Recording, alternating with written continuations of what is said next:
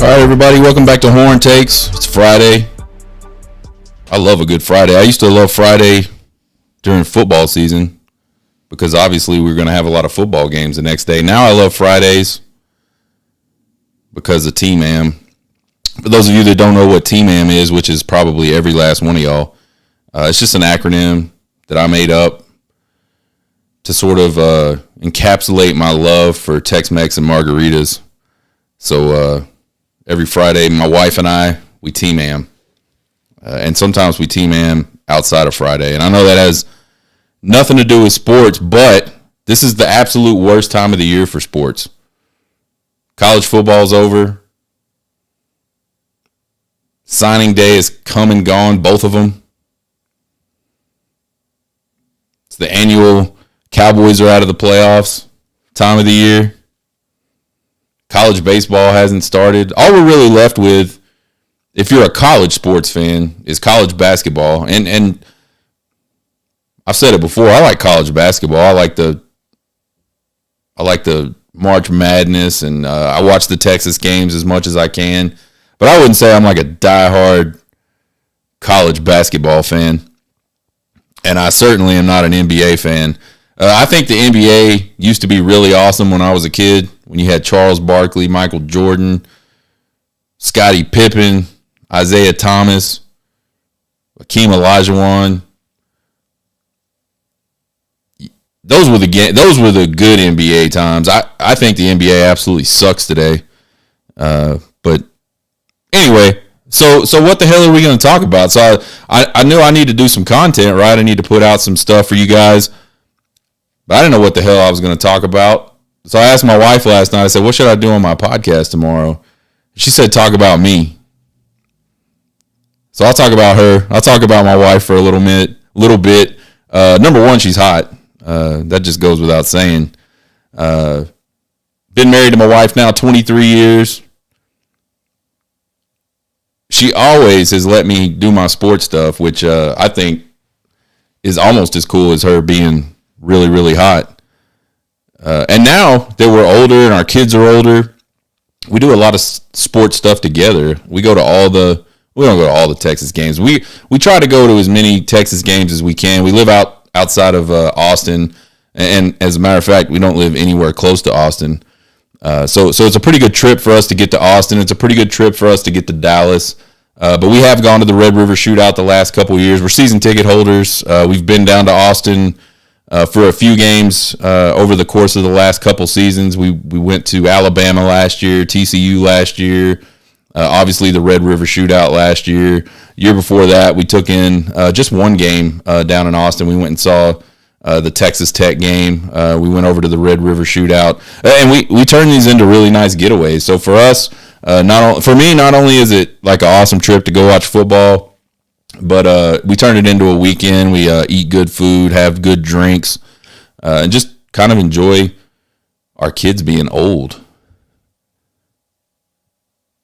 We're really planning on going to the Bama game this fall. Don't know if I'll be able to get tickets through the university, so that'll be... I have a feeling this is going to be a really highly anticipated ticket because I think, obviously, there's Alabama and then Texas. You look at their brands, just... brands aside, it's probably going to be another good game. Texas took Alabama right down to the wire last year. Man, that was a good game. That was a really fun game to be at. The outcome sucked, but the game itself was... It might have been one of the coolest games I've ever been to, and I've been to some pretty cool games. So I think both teams will be good. I think Texas will be better. I think you look at Alabama's roster, it's always good. I don't expect it to not continue to be good. So I feel like it's going to be a big deal. I know it's going to be a big deal because I can't find a hotel room anywhere in freaking Tuscaloosa that's not $1,500. I did find a room in Birmingham, which I think is 30 minutes, 45 minutes away from Tuscaloosa. But here's a funny story. I found an Airbnb or a VRBO, one of the two. I was looking on, I think it was VRBO. I was looking on VRBO. This was about 4 weeks ago, 5 weeks ago. And I found one. And well, I found a lot, obviously, but they're crazy price, like $1,900 a night, $2,200 a night. Well, I'm scrolling through and I find this one that's like $250 a night.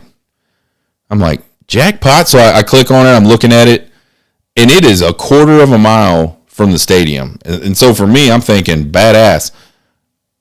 We drive in, we park, and then we don't have to get back in the vehicle again until it's time to leave and go back to Texas, right? So I booked that shit.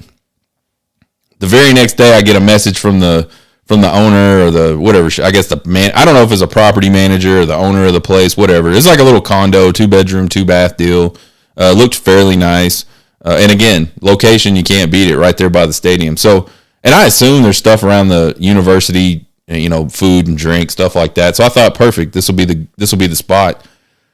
Anyways, this lady messages me the next day and says, sorry, we didn't get a chance to update our prices before they went live with this listing.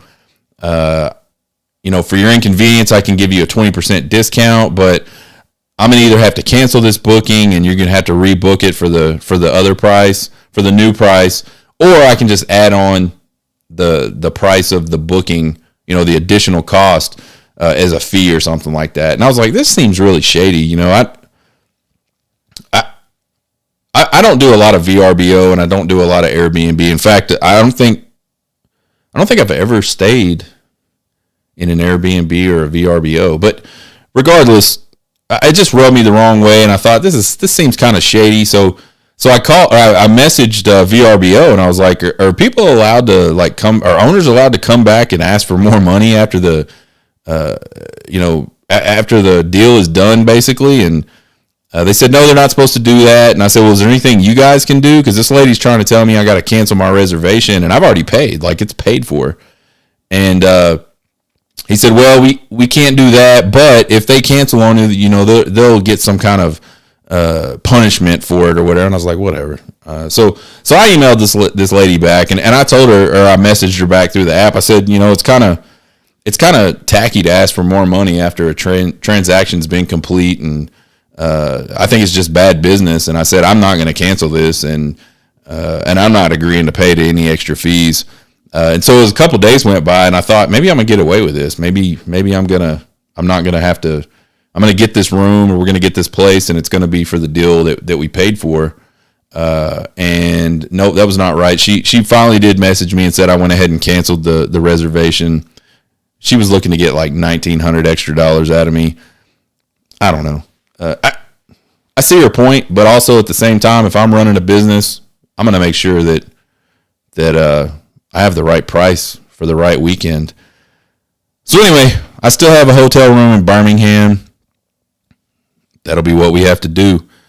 Anyway, back to my wife and us traveling to games. The state fair has been a blast. We've enjoyed that a few times over the years.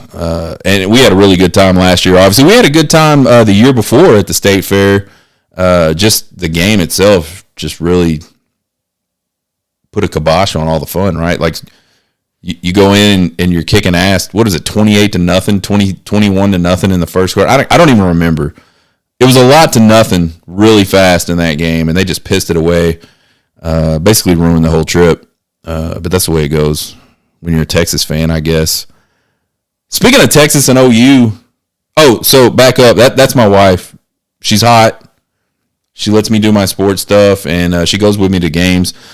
One thing we learned about each other this year is that my wife is a huge Cowboys fan, and she never really was that much of a Texas fan, I think, until she met me and we started dating and, all that. It's kind of how it goes. You kind of adopt your spouse's team within reason. All you people that are married to Aggies and Oklahoma Sooners and shit like that, I don't know how you do it.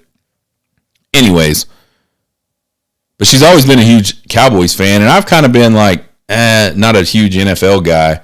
But what we've learned this year is we hate watching each other or hate being around each other while we're watching our team. So she'll, if we're at home, I'll sit outside and watch the game outside on the patio, and I'm losing my shit. She hates it. 9 times out of 10, she gets up and leaves because she can't deal with me.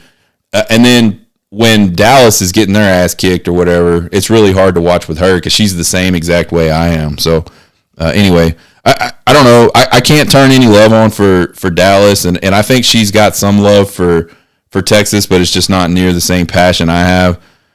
Anyway, Texas OU to the SEC. Report came out today, Pete Thamel tweeting that the 2024 talks have just kind of stalled out. So there was kind of some hope. So the whole deal comes out, and Texas and OU are joining the SEC. It's going to be 2025. There was a lot of hope amongst a lot of fans that maybe this season would be the year that they jump. And then when that didn't happen, there was a whole lot of hope that, okay, maybe 2024 will be the season where Texas and OU can jump. But I knew the Big 12 was always going to be shitty about this. And I knew that Fox obviously has got a ton of money tied up in this whole thing. I knew they weren't going to budge easily. It's going to cost a lot of money for Texas and OU to get out of the Big 12 and get over to the SEC early. I did maybe think that with this new playoff piece, with the playoffs expanding in 2024, that and with the Big 12 already signing a new deal, there's just a kind of these things in place where you thought maybe, yeah, they'll figure this out. And I think a lot of people thought they would figure it out here very recently. Chip Brown, Horns 247, was reporting the other day that he thought it was getting close, like a deal was kind of imminent, and then bam, this morning Pete Thamel saying things have stalled out. There's a lot of people talking about, oh, this is just negotiation tactics. I don't understand why anybody would think that. The information that's being put out there is not pointing the finger at one side or the other, and it's not like you're leaking stuff to make the other side look bad. Everybody knows what's going on here. The Big 12 is pissed off that Texas and OU were leaving, which they should be. I'm not picking sides there, but they're pissed off about that, and so they're going to do everything they can do to hold them. Fox is going to do everything they can do to hold them. They've got all the leverage. Texas and Oklahoma have basically no leverage. They're just trying to get out, right? And ESPN has some leverage from a money perspective, but they don't want to overpay by a year, right? Like they're getting them in 2025. Why would ESPN pay a shit ton of money to get them out of their deals with Fox and the Big 12 and get them over to the SEC just one season early? Now, if you'd have told me 2022 they were going to try to do that, or 2023 they were going to try to do that, it might make sense. But the bottom line is the Big 12 and Fox, they have no incentive to let Texas and Oklahoma go cheaply. So it's going to take a lot of money from ESPN to Fox and maybe to the Big 12. I don't really know, how all that stuff works on the back end, but it's going to take an enormous amount of money to get Oklahoma and Texas. I've always said 2025. I always said I don't think there's any way that Texas and Oklahoma are going to be wearing an SEC patch any earlier than 2025. And I don't know. Things can always change. Just as quickly as things change from the day before to this morning, they could change back in the blink of an eye. We'll see what happens. One thing I wonder about is recruiting for Texas and Oklahoma. I think, obviously, Texas and Oklahoma moving into the SEC was probably a big recruiting boost for both of those programs. I think it's a positive thing for Venables and Sarkisian to be able to go into a young man's room, go into his house and say, hey, man, come to Texas or come to Oklahoma, you're going to get to play in the SEC. And that's a big deal for a lot of kids. I mean, it's hard to argue with. People look at it like, kids will look at it and say, all these NFL players come from the SEC. And it's not because they were in the SEC, in my opinion. It's because they're really good football players. And there's a lot of good football players in the South, and that's where the SEC is. So a lot of really good football players go to SEC schools. But I wonder how much a year of this maybe hurts recruiting. I don't know. I think it's probably negligible. I think it'll probably manifest in at least one or two kids between Oklahoma and Texas over the next year. But I don't think it's going to be a huge sort of issue for Texas or Oklahoma regarding recruiting. But it could be.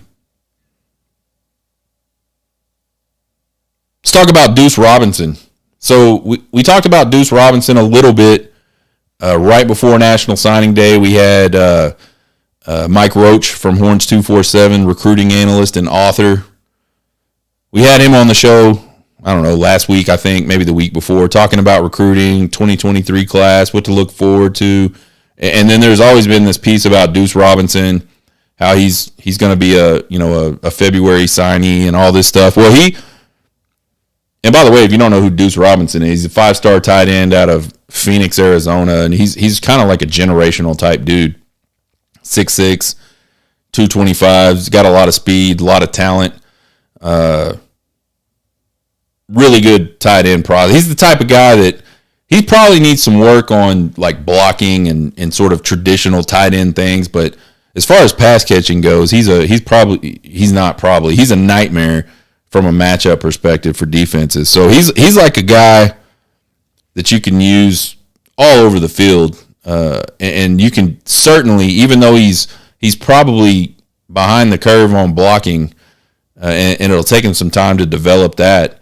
He's certainly the type of guy you can build a package of plays around and go kick some ass. So he's that good. He's the number one tight end in the country, number one player in the state of Arizona. Right now, it's looking really solid like he's going to Georgia. I think Georgia and USC are maybe 1A, 1B, and then you got Texas at 2, maybe Oregon at 2, 3, 2B, something like that. It really looks like it's coming down to 3 teams that have a legitimate shot, and that's Georgia, USC, and Texas. And it's been like that for a while. But the interesting thing is about Deuce Robinson is he announced, I think it might have been the day before or the morning of National Signing Day, and just said, I'm not signing until later. And there's a lot of reasons why he's not going to do that. I think one of the bigger, probably overlooked things, maybe a lot of people don't know about Deuce Robinson, is he is also like a top 40 high school prospect type guy in baseball. He's an outfielder. So yeah, a really good baseball player. And the thought was, I think from at least, and this may be how Texas kind of got into the recruiting mix in the first place, was, man, Texas got a really good baseball program. Georgia, not so much. USC has tradition, but they haven't been good in a while, and their facilities are trash from what I understand. They're not putting a lot of money into that program. But Texas had sort of this mix of baseball and football. But now hearing that this guy's a top 40, baseball prospect, it could be that he's just going to go sign a Major League Baseball contract or sign a baseball contract and play football on the side. Kind of like Ricky Williams did at Texas, where I think he signed with the Phillies, and the Phillies paid for all his schools. So technically, Ricky Williams was never on scholarship at the University of Texas. Deuce Robinson will probably do something similar, but who knows? I definitely feel like the key to his commitment is baseball. But whether it goes against you or for you because you have baseball and he's interested in that, or whether it's a situation where he's like, no, I'm just going to sign a professional. Honestly, I don't see how a guy that's a top 40 high school prospect doesn't sign a contract. I think he'll get paid pretty well.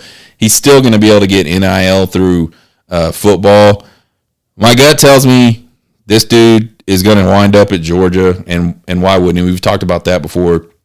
Georgia utilizes the tight ends a lot, and they've had great success with those guys. Bowers is, everybody's talking about how he might be one of the best players in the country, and I don't necessarily disagree. He's super athletic, and I think Deuce Robinson is that type of guy.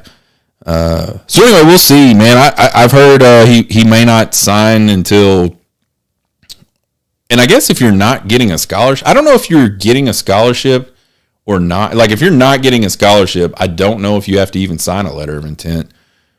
Not sure how all that works. I mean, I think we've talked about this before too. I think the national letter of intent is a joke because you can get out of it so easily.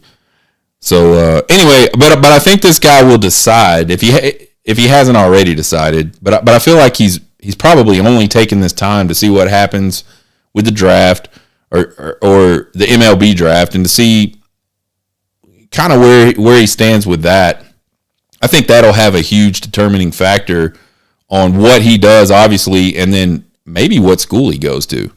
If he decides, maybe it comes closer to draft time and they say, you're like a third or fourth round dude, which is still really high in baseball because there's like 975 freaking rounds of the draft. But if he doesn't get drafted very high or he's not projected to get drafted very high, he may very well just say, you know what, I want to go to Texas. I want to play baseball at Texas and I want to play football at Texas. If he goes really, really high, maybe he ends up at Georgia or USC. I think today, if I'm picking, if I got to put money on it, this guy's going to Georgia. And I would say if he doesn't wind up at Georgia, that USC's got to be the number 2, right? I think Texas is a close third, but I don't know. We'll see. Crazier things have happened. Him leaving it open like this just leads to more recruitment by these schools. So we'll see if Steve Sarkisian might be able to close on Deuce Robinson. That'd be amazing. There's another guy, Warren Roberson, is a defensive back that's been committed to TCU for a pretty good while. Texas got in on him late, got him to come to Austin for a visit. He did not sign on Wednesday because of a lot of the weather in Texas, and I believe they pushed his. Let's back up from that. He might have actually signed. Nobody knows officially yet where he's going at this point. I mean, he does probably. His parents do, but you know what I'm saying. It could be that he signed his letter of intent, and the school knows that he's coming, and he just hasn't announced it yet. Because of all the weather, they kind of pushed it out till it was supposed to be today, and then I think they went ahead and pushed it out to Tuesday. So we should find out on Warren Roberson on Tuesday. Texas people feel like they're in a really good spot with him. So we'll see. Next topic on what the hell are we going to talk about? This comes up all the time, like worst fan bases. Like, who are the worst fan bases? And I got to admit, I'm a Texas fan, obviously. A lot of fan bases hate Texas fans, and I don't disagree with those people. I don't begrudge them for hating Texas fans. Texas people in general, and I'm just talking to the state of Texas people, are very sort of arrogant and proud and just different. Like when I joined the Army, my basic training was at Fort Knox, Kentucky. And there was a couple of guys from Texas, but there was guys in my platoon from all over the place. New York, South Carolina, the Midwest, Missouri. And what I found interesting is they just didn't really have the same type of pride in their states that Texas people have. It's just something that, I don't know. It's just not kind of like the way of life there. And in Texas, it really is. Most of you folks are probably from Texas. If you're listening to this, you're proud to be a Texan. You're one of those. Most people from Texas are like, man, Texas can live on their own. We don't need the United States and all that crazy shit. So I get it.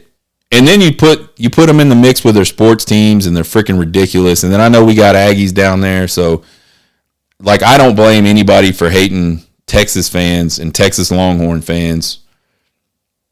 But I'm going to talk to you guys about who I feel like the worst fan bases are, and I'm not going to talk bad about my fan base anymore. So one is any fan base that's having like some unexpected success. I'm talking Kentucky last year. So Kentucky, I don't even remember what the record was. They were something in O. And all of a sudden, these guys started coming out of the woodwork about how they had a chance at the SEC and they were going to do this and they were going to do that. And man, you saw them pop up on social media. Just fucking ridiculous. Like just the stuff they would say. And they acted like they have been at the pinnacle of college football for years. And they're like 5-0 or 4-0 or whatever the case may be. I think you saw a little bit of that with Tennessee this year. Tennessee is obviously a better traditional power than Kentucky in football. And I know these folks in Tennessee have been like just yearning. I mean, I know what it's like to yearn. I'm still yearning over here as a Texas fan. But these Tennessee folks have been yearning and yearning to be good. And the problem is when you do that and you start to see some success all of a sudden, you like lose your mind. You go from probably, like the Eeyore, everything's gonna go bad. We suck. It's just the way it is. You go to like from that state mentally to like this state where you refuse to even acknowledge that there's a chance your team isn't as good as they appear to be at that time. Like you just ignore all the negative things that are happening on the field that you can see right there on the field every single game. You ignore that stuff because at the end of the day, you won the game, right? And you continue to win these games. And I think Tennessee fans, man, when they beat Alabama, they lost their shit, man. They completely went off the rails. And the reason I hate that is because, man, you're just like, I mean, I don't guess I hate it, but it makes you the worst fan base because you're not being real with yourself. And I'm like a huge fan of just like addressing the situation and saying this is the way it is. There's some good, there's some bad, and I think that shows up in my discussions on Texas football pretty frequently. Another fan base was TCU. Man, TCU fans like were legitimately talking shit to just basically anybody in Texas about football. And I'm sitting here going, I mean, I get it. Like, you're undefeated. You're having a really good season. But, dude, you're TCU. Like, you haven't done shit in forever. You were 4-7 last year. I don't know. It might just be me, but that kind of crap rubs me the wrong way. If your team is having great success, be humble. Like, because it may not last. And you're going to look real stupid if you talk all this shit, just like all these Tennessee fans last season. Man, again, just like Kentucky the year before, they came out of the woodworks and they're talking all this shit. And then, bam, Georgia, like, dropped a freaking bomb on their ass. And now you look like a dumbass because you've been running your mouth about all this shit. And you knew in the back of your mind you were wrong and it wasn't going to happen. I don't know. USC fans, y'all are number 2. I honestly feel like there is no such thing as a USC fan. And I know for the 10 USC legit diehards that are out there in the world that will probably never hear this podcast, but if you do, I'm not talking about you. You guys that show up no matter what the team's doing, which again, it's like 10 of them, 10 or 15 people, this isn't for you. But the rest of the USC fan base has got to be like the epitome of a freaking bandwagon. Like if you look up bandwagon fan in the dictionary, there's got to be like a picture of several USC fans to go along with that. They don't care about the game at all. They don't care about the team at all until they do something amazing. Like this year, they had a really good season. So now all of a sudden, USC, we're back, and we got Lincoln Riley, and we're back, and how many national championships are we going to win now, and all this bullshit. The answer is 0. That's the answer. You're not going to ever win any national championships with Lincoln Riley. SEC fans, and this one could have been number 1, and I'm not talking about fans of SEC teams. I'm talking about people that are like SEC fans. Like the people that chant SEC, SEC, SEC at football games. What is going on with that? I've talked about it a tiny bit before. I don't get that. I don't understand. Why are you rooting for a conference? It makes no sense to me. And you know what the deal? Like ESPN has done such a good job of convincing all these fans from the Southeast Conference that they're one and it just means more and all this shit. Like it wasn't even close to the day. I remember I was at a football game. I was at the Texas Tech football game 2 years ago in Austin. And I ordered, me and my friends, a bunch of SEC It Just Means More shirts. as a joke. But it's not a joke. Like, those are legit shirts. Like, you can go to freaking fanatics.com and there's an SEC page that's just SEC merchandise. Not like a mug and like a t-shirt. There's like all kinds of crap. It's like a team. And so you got all these freaking morons that are fans of SEC teams that have no chance of ever winning any. Like, their team is never going to win a championship ever in the SEC. They're certainly not winning a national championship. But they go around claiming like how great the SEC is. Oh, the SEC's won 16 of the last 18 national championships. SEC. Y'all are idiots. Probably the number one worst fans, but it doesn't matter. It doesn't matter the rankings. Y'all all suck. So these next few are like personal for me, like not just national worst fans. And there's a lot of other worst fans. Like I think Ohio State fans are pretty bad. West Virginia fans are pretty rough. See what else. Those two for sure. But these are personal to me. Texas Tech Red Raider fans. So I live in Lubbock now. I moved here in 2015 for work, and we've been here ever since. You Lubbock people, you Texas Tech people, I don't understand y'all. I don't understand why you want to make everything a rivalry that's not a rivalry. They want Texas and Texas Tech to be so much of a rivalry that they just invent shit to get pissed off about, like the whole Chris Beard thing. When he went back to Lubbock last year, and man, let me also say this. People that live in Lubbock, most people in Lubbock are some of the nicest people you'll ever meet. Very friendly. I grew up in Northeast Texas. I lived in Central Texas a lot of my life, and right before we moved here to Lubbock.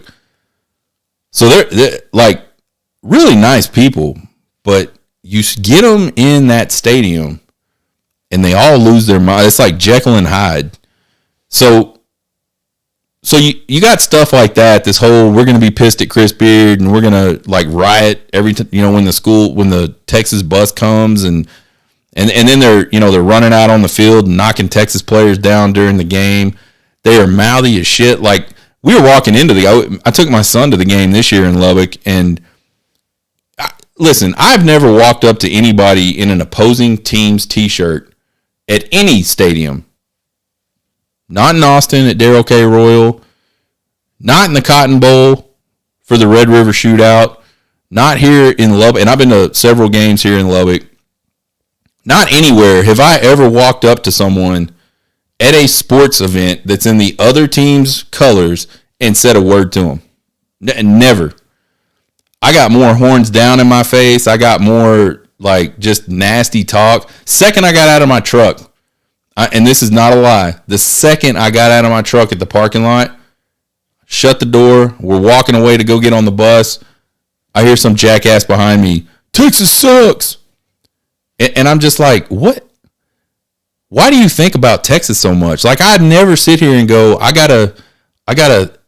can't wait till a Tech fan comes out so I can tell him Tech sucks. I don't know. Help me understand. It's just not a process that my mind goes through. And Texas Tech fans have just, ever since A&M left, they have pointed all that ire at Texas. And they want it to be a rivalry. And if you could just go look at the standings in any men's sport, it's just not a rivalry. Texas just does not care about Texas Tech the way Texas Tech cares about Texas. And I think that pisses Texas Tech fans off even more. Here's another thing you see here in Lubbock. I wear my orange stuff around. People on my block know I'm a Texas fan. And the people on my block, they don't mess with me. But if I go to Walmart or go to HEB or go to United to go grocery shopping, people look at me like I'm a freaking alien. And people have even come up to me, little kids, come up to me and said stuff to me for wearing a Texas shirt. And I'm like, dude, just root for your team. you don't have to like hate me because I'm not a Texas Tech guy. So anyway, Texas Tech fans, y'all are fucking crazy. Y'all need to get Texas out of your mind. Just stop. Next worst fan base, Texas A&M. And I don't think there's anybody that would disagree with this. If you've been around Texas A&M people, Texas A&M fans, you know what I'm talking about. They are wild. They're like a cult. It's legit a cult down in Aggie land. And you talk about delusional. Like we were talking about Tech fans a minute ago, and the whole, the Big 12 runs through Lubbock now talk. And I know that wasn't fans; it was their coach. But the fans bought into that for a couple weeks. Man, Tech fans were like, "Yeah, we're gonna win the Big 12." Like, no, you're not. Like ever, you're not ever winning the Big 12, Texas Tech. It's not gonna happen. Same thing with these Texas A&M fans. They are absolutely delusional, and they're way worse delusion-wise.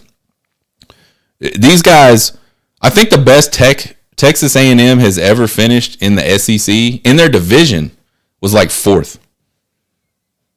But every single year, they talk about how they're going to win it all, and this is our year to win the SEC. And man, there's a couple of years, these last couple of years, where you look at their roster and you go, yeah, they might actually have a chance. They've signed some good classes.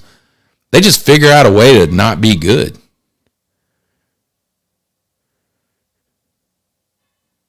But it doesn't matter. Texas A&M's always going to think that they're ready. This is their year. No matter what happens. We didn't hear a lot from Texas A&M fans this year just simply because how could you? That was like one of the most abysmal years ever. And if you take away some of these wins, like some of these wins against Bama that A&M has had, they've done absolutely nothing. Nothing since they moved to the SEC.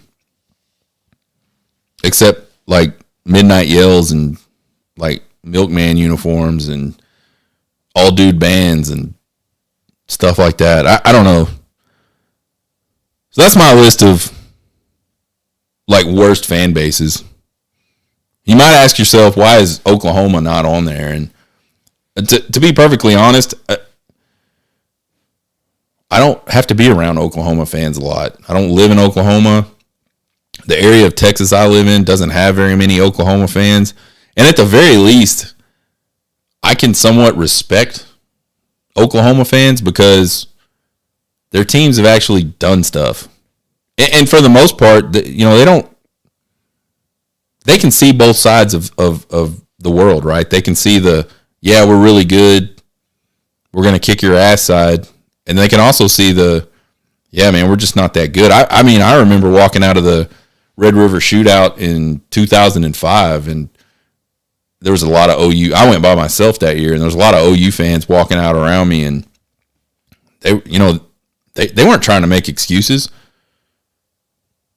They just said they lost. They just got beat by a better team. So the few interactions I have had with Oklahoma fans generally have not been that bad. There was a couple of jackasses before the game last year that just thought it'd be cool to run their mouths and all that stuff. So I wish I could have found them after the game, but I couldn't. So yeah, man, that's it. That's the worst fan bases in college sports right now. And that's the end of our show for today. We need baseball to start. Once baseball starts, I won't have to talk about my wife and worst fans in college football and ladies in Tuscaloosa that try to rip me off. Subscribe to the podcast. Just look it up on any podcast place. Horn Takes Podcast. You'll find it. YouTube channel. Click on the bell. Get those notifications. Subscribe there. TikTok, Twitter, Facebook. Some variation of Horn Takes. Horn Takes Podcast will find me. You guys can email me at horntakespodcast@gmail.com. Questions, comments, concerns, criticisms. I love them all. Hook 'em.